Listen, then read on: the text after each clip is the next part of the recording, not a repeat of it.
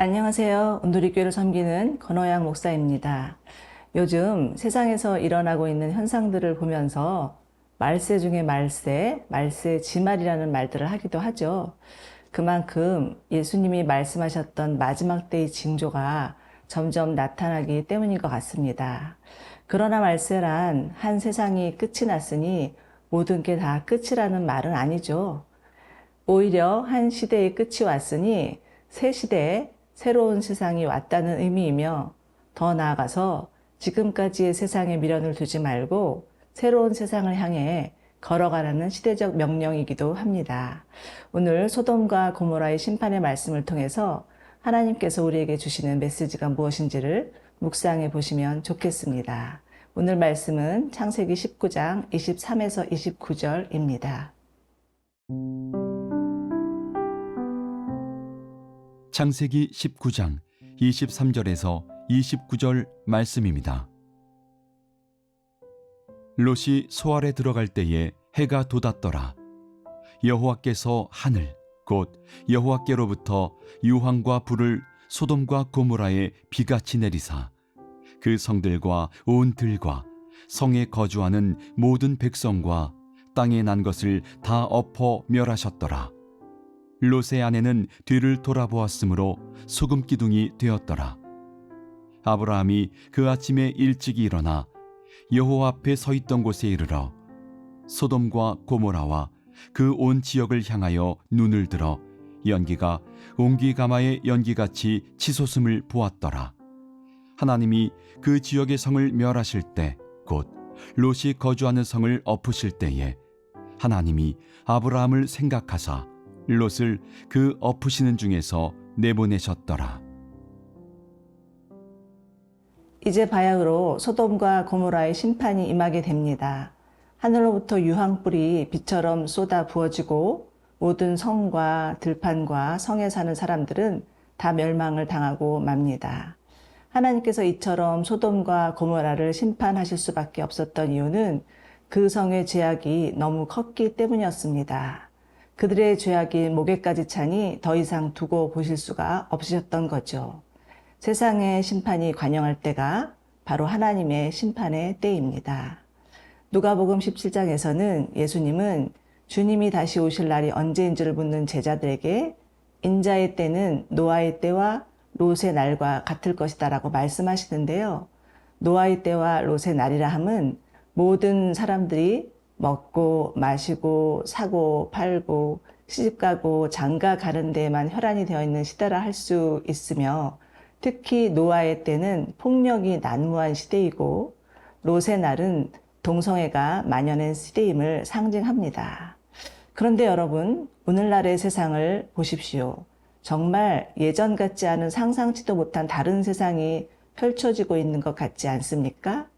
먹고 마시고 사고 팔고 시집가고 장가가는 일에 열중하는 것은 물론이고, 날이 갈수록 생각지도 않은 폭력들, 학원 폭력, 성폭력, 아동 폭력, 데이트 폭력, 인터넷 폭력, 신종 폭력들이 활개를 치는 세상이 되어버렸으며, 이미 동성애는 인권이라는 이름을 포장되어 옹호받는 시대가 되었습니다.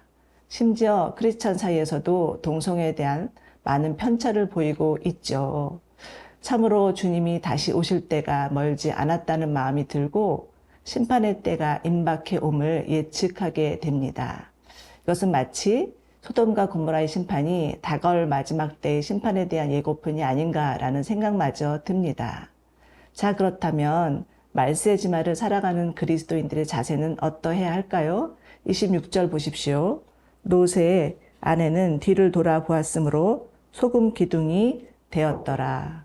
롯의 아내 역시 롯처럼 그들의 커다란 집, 이제 막 구입할 럭셔리한 가구들, 외출할 때마다 자신을 아름답게 가꿔줄 명품 의상과 핸드백 등이 너무 아까워서 발길이 떨어지지 않았던 것 같습니다.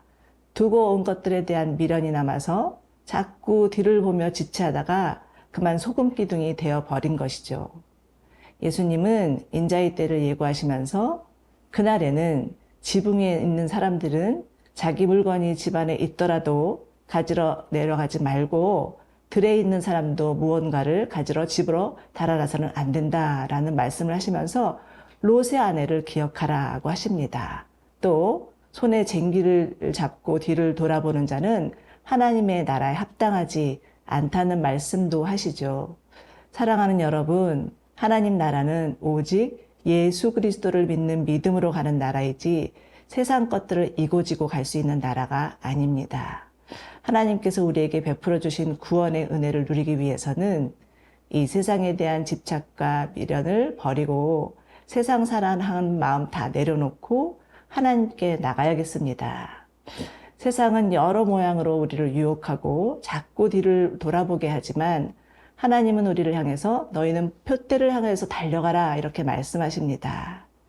예수를 믿는다고 하면서 여전히 버리지 못한 세상의 욕심들, 뒤를 돌아보게 하는 미련들 다 내려놓고 세상으로부터 방향을 돌려 하나님께 유턴하기를 원합니다. 하나님 안에 영원한 소망이 있고 미래가 있음을 믿으면서 하나님을 향해 달려가는 여러분들 되시기를 바랍니다.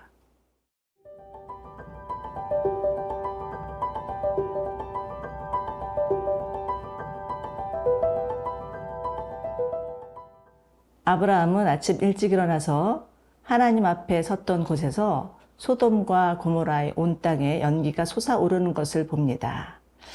아브라함의 마음 한켠에는 자나깨나 조카 롯에 대한 사랑과 염려가 있었기 때문이겠죠.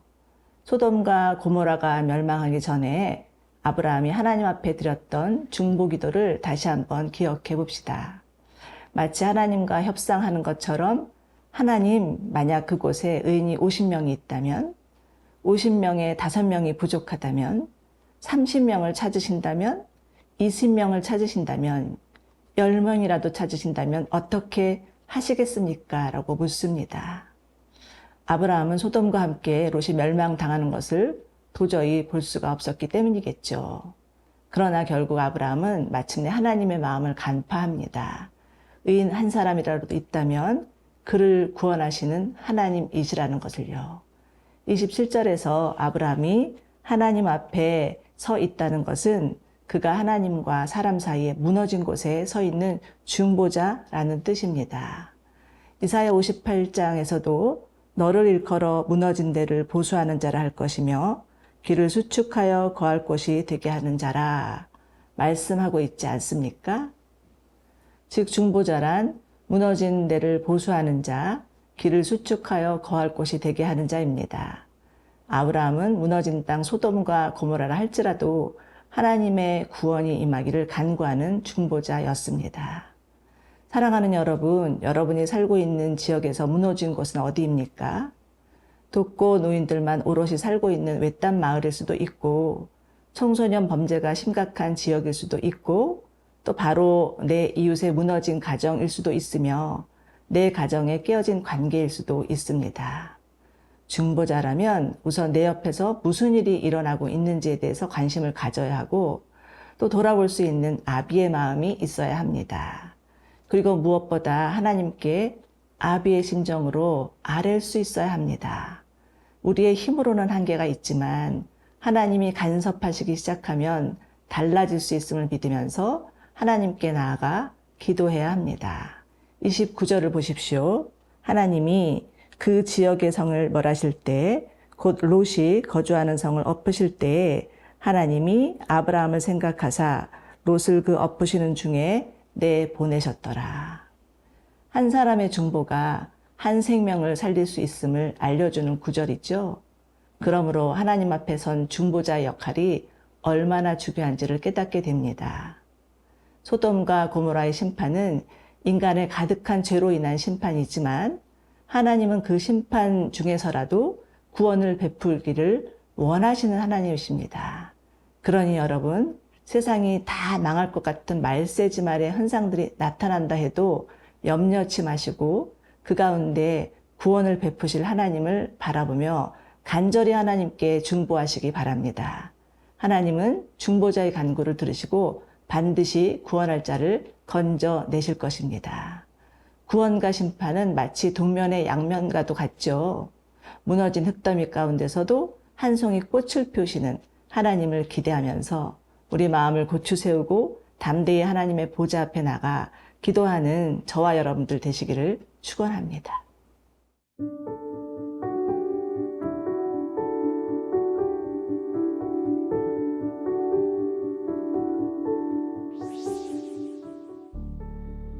하나님 아버지, 우리가 하나님의 심판을 늦출 수도 당길 수도 없지만 겸허히 하나님 앞에 서서 무너진 곳을 향하여 손을 드는 자들 되게 하여 주옵소서.